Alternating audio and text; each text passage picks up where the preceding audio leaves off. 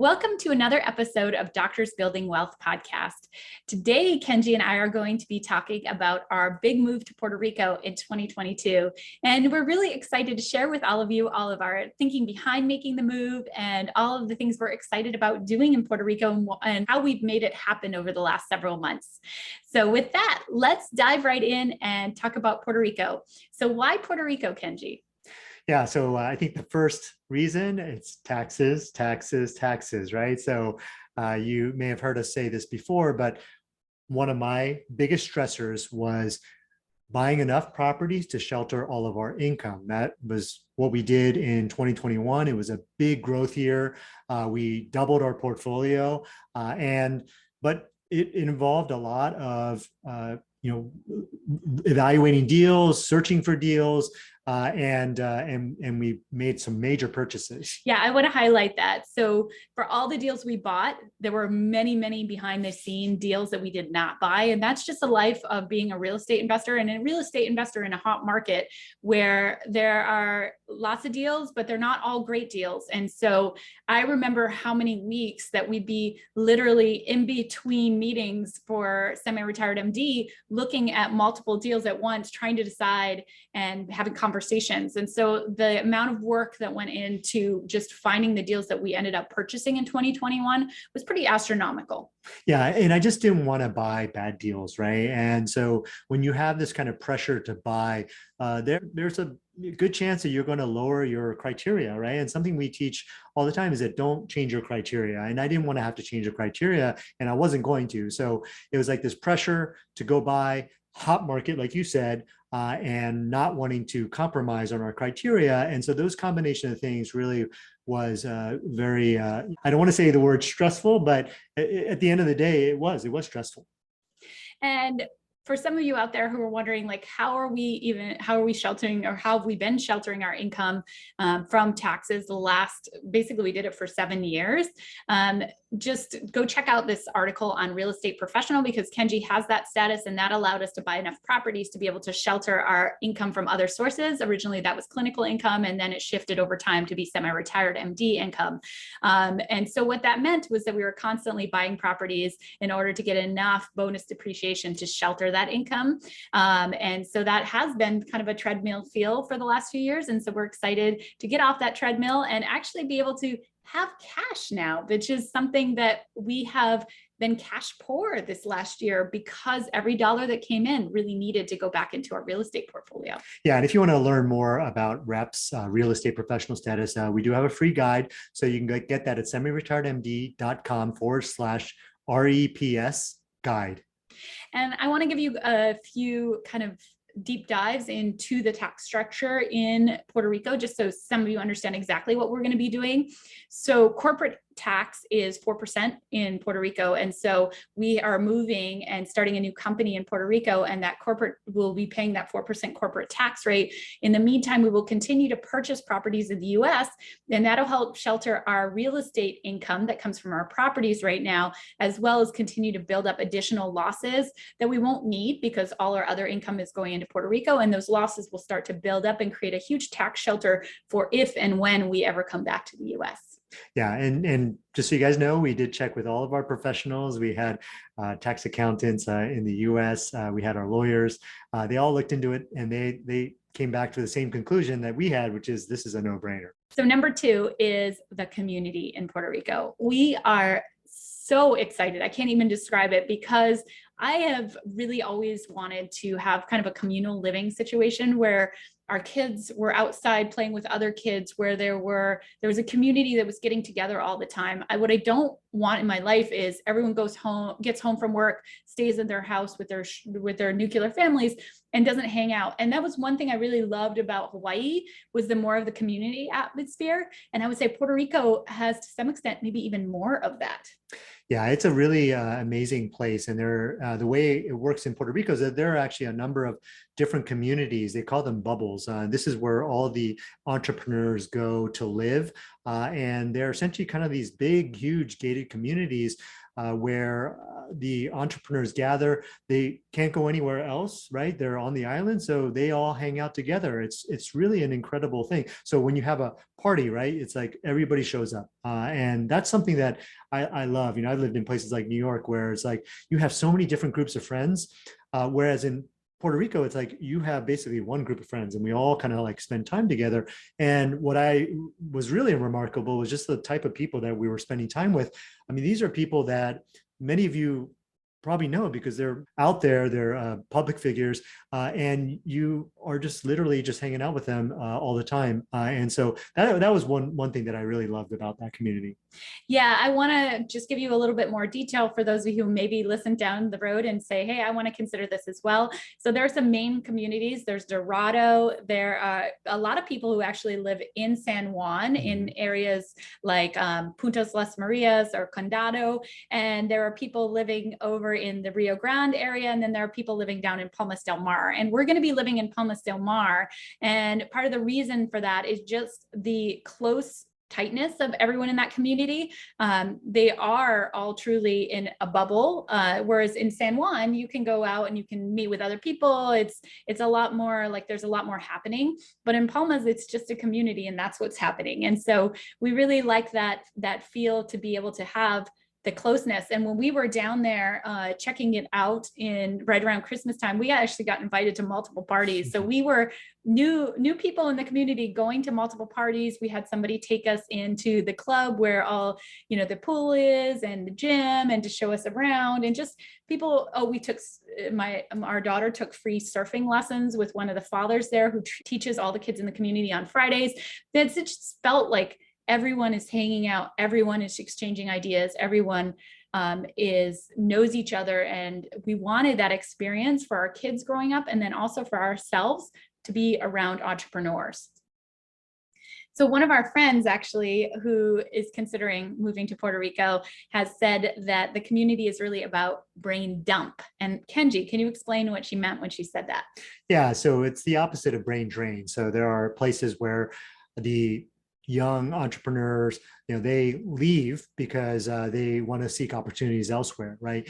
Whereas Puerto Rico, it's like brain dump. People, entrepreneurs, the greatest mind, they all kind of gather there. They come there, and a lot of them are drawn by the tax benefits. Though one of the people that we met who was there, he said, I would actually be here even if I were paying taxes, just because he loved the community, he loved Puerto Rico. And that was a big contributor to why we decided to move to Palmas del Mar, was him saying that, because he's lived in Europe, he's lived all around the world. And for him to say, this is the best community I've ever been in, no holds bar, and I would pay to stay here. It was a pretty incredible thing for somebody to say, and it really helped convince us. Yeah, I can't tell you in such a short amount of time how many different WhatsApp groups that we've been thrown into, or we've been invited to. And so what these WhatsApp groups are is that you can create a WhatsApp group for anything. Like there's like a Monday soccer, or there's we talked about surfing for kids on Friday, right? Free surf lessons on Friday. And so you can be part of these groups, WhatsApp groups, and then they invite you. And he said everybody is included. It's such a wonderful community. So reason number 3 that we're moving to Puerto Rico is really this concept of proximity is power. And this is a concept that Tony Robbins talks about a lot, which is you are the average of the 5 people that you hang out with most. And one of the things that this community that we've talked about offers is a community of entrepreneurs who are pushing the envelope, who are trying new things, who are innovating, who are building businesses. A lot of them already have successful businesses. That's why they've moved to Puerto Rico for the tax savings, but they're also building them. And just to be around those kind of ideas, even ideas that are not even in the same area as what we're building our business in, those ideas, learning about different industries, learning about norms that are happening in different industries, offers us such an opportunity to take things that are happening in other places, learn about them, and apply them to our own business. Yeah, to give you an example, there's a large crypto community there. It makes sense, and we'll talk about capital gains, but there are no capital gains there. So crypto, all these crypto people are there, experts are there. So the question is, just because that proximity, is it likely that we're going to be doing some crypto? I think so, Very right? So, much, yeah. right. So that's what we mean by proximity, is that when you surround yourself with people that are doing different things, it's likely that they're going to influence you, and in good ways. And so, like I said, these are all people that are doing some big things. We were over at Entrepreneurial on Fire, right? This is one of the top podcasters.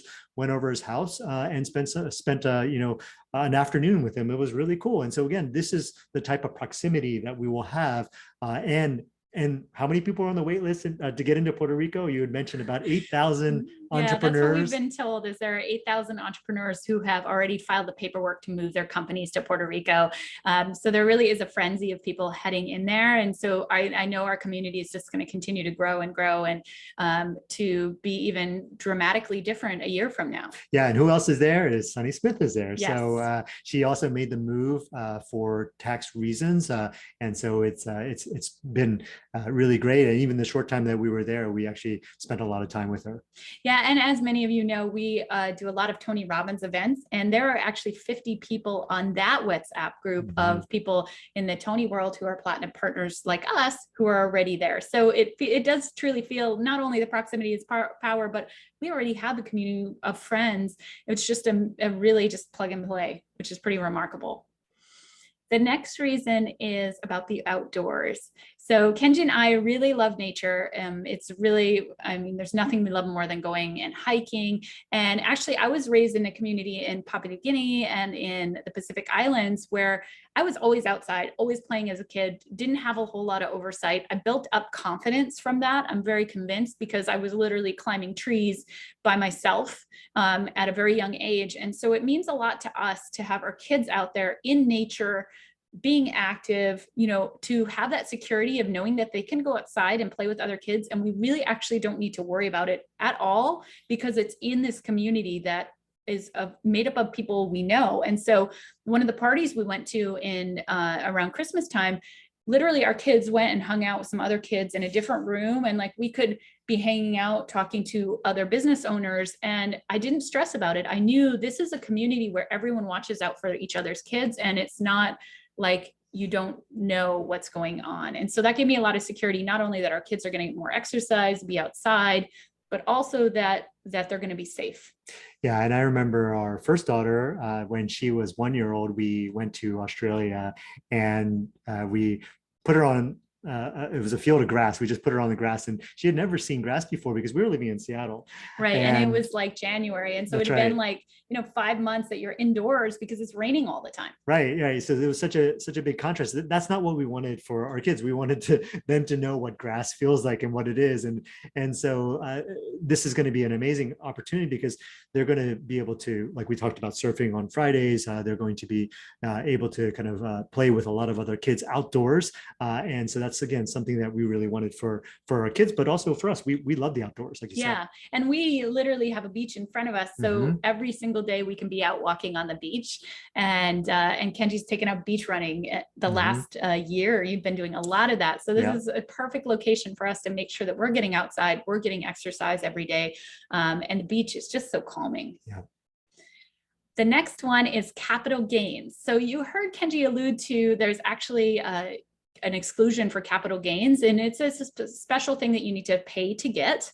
But this is something that we're going to be doing. And tell us why, Kenji. Yeah, so what this is that for any gains that you incur while you're in Puerto Rico, you don't have any taxes. And so capital gains tax typically is 20%, plus there's an additional 3% surcharge, so 23% for a lot of us making high incomes.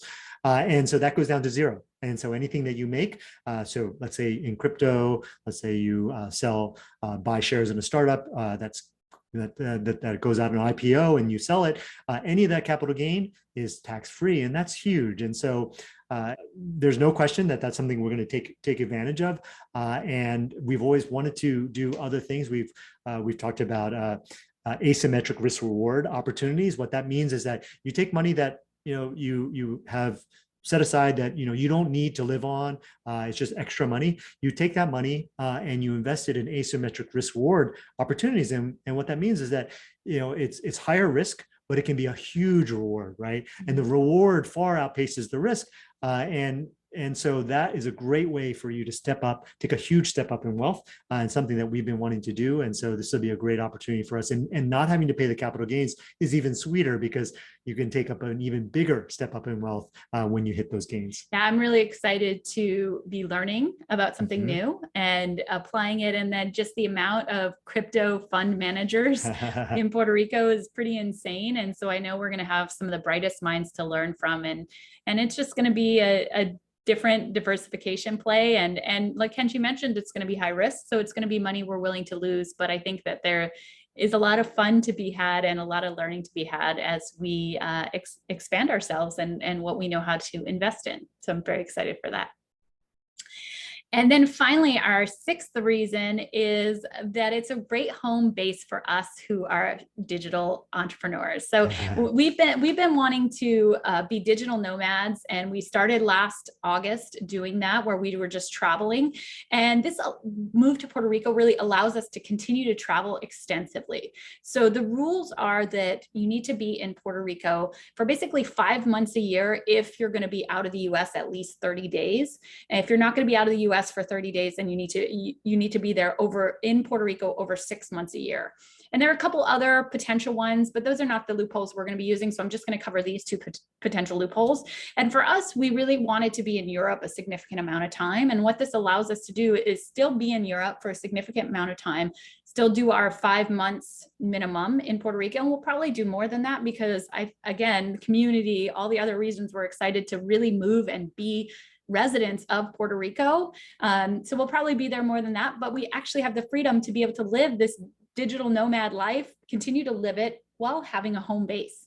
Yeah, and there's something nice about having a home base. I mean, we have right now we have all of our stuff in storage, and there are a number of things that I wish I had, but again, it's just because we've been traveling light and it's inefficient to haul everything all around. So what this allows us to do is that, okay, we're going to go to Europe, and it's let's say wintertime, and then we can take our winter gear, right? We don't have to travel around to summer locations with winter gear. That's one example of being inefficient with your travel, and so having that home base will allow us to recharge. And where else? I can't think of a better place to recharge than in the Caribbean, and not to mention all the cool islands that are like literally we could island hop to other Caribbean islands, even on a weekend, because it's such a short flight, right? It's just literally right there. We can go like on a Friday and come back on a Monday or whatever. We can do that regularly. And so I think it's going to be a great opportunity for us. And I'm really, really excited about that. I'm actually really excited to also go places like New York. Kenji and I we both kind of grew up in the East Coast. And so we love East Coast falls and springs. And we out in the Pacific Northwest haven't been to the East Coast very much. And so this is now our opportunity with all the nonstop flights to big major metropolitan areas on the East Coast, because there are so many people who are actually living and working in New York and living in Puerto Rico and running their businesses in New York and flying there frequently. So there are some pretty incredible nonstop flights that are super cheap to some of these major areas on the East Coast. So I'm excited to take advantage of that and spend more time on the East Coast. Yeah. Well. For those who don't know, I mean, when you live in Seattle, like everything does feel far, and especially the East Coast feels far. But like you said, all the direct flights there and all the people, the entrepreneurs who are traveling between those big cities and Puerto Rico. So that's why there's so many flights between them. So yeah, very accessible. So I'm really excited about that as well. And finally, I wanted to cover how Kenji and I made this decision. As I mentioned, like I woke up in the middle of the night and said, hey, we have to do this. And, there was a lot of fear there, right? I could definitely feel it. We both identified like this feeling of uneasiness. And that's that fear part. And it's a fear of like, are we making the right decision? What about all the things that need to happen to get there? Are we going to regret this? And one thing that kind of got us through that, because well, first of all, we know that fear is a sign that it's just a normal thing that's there when you're growing. And so we didn't let that stop us. That was number one, but also realizing that we can figure out that how, it's not something that nobody's figured out before. Lots and lots of people have figured it out. And also this is a 3-year plan. This could be a 5-year plan. This could be a 10-year plan. I don't know. But the fact is you have the freedom to make changes like this, and it doesn't have to be forever. And so always realize that even when you're feeling fearful about making a big decision, you can always change it a year from now. And so I think those things allowed me to work through that initial uneasiness that I really felt for a couple weeks after we had made that decision. And, now that's gone because we made the decision, we got all the paperwork done, we're doing it. But just so you guys know, that is a normal sensation and we had it too. Yeah, and Tony calls it the tyranny of the how. And this goes into all aspects of your life, even real estate investing, especially. It's like, how do I do this? And so what you don't want to do is you don't want to get stuck in the how. What you want to do is establish, like, okay, what is it that I want to achieve and why, right? Those are the important questions. And so for us, as you could hear, right, we talked about the what, we talked about the why we want to do this. And that's what pulled us into figuring out the how. The how, we figured out, we knew we could do it. And so for any of you making any of these difficult decisions, focus on that what and the why, and don't get stuck in the how, because that's what leads to analysis paralysis, and you get stuck and you don't move forward. And we look forward to hosting a lot of you at meetups in Puerto Rico. And I'm sure there'll going to be a lot of people visiting for vacation purposes. And, who knows, down the road, maybe we'll even host a retreat in Puerto Rico. So I think there's a lot of opportunity. And I know we're going to continue to see a lot of you in the community in Puerto Rico. So that wraps up the reasons that we're moving to Puerto Rico in 2022. If you got a lot of value out of this episode, please share it with your friends. Please subscribe to this podcast, Doctors Building Wealth, and also leave us a 5-star review. Make sure you check out Semi-Retired MD online. We have free communities like Semi-Retired Physicians where you can go and spend time around like-minded people who are pushing themselves to try new things, to build new real estate portfolios. And we're in there a lot as well, answering questions. So we look forward to getting to know all of you guys, both in the US and in Puerto Rico. If maybe some of you are actually our neighbors listening to this, actually. Thank you for joining us today. We'll see you in the next episode.